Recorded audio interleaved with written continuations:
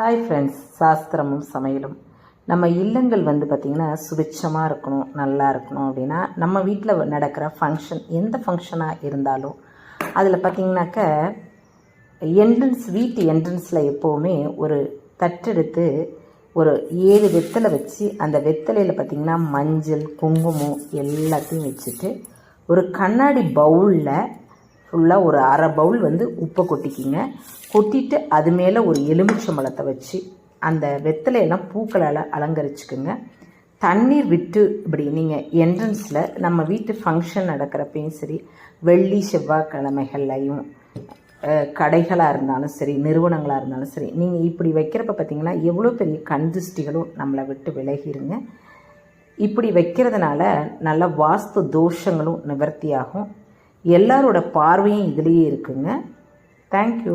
நம்ம சேனலை ஃபாலோ பண்ணிக்கோங்க.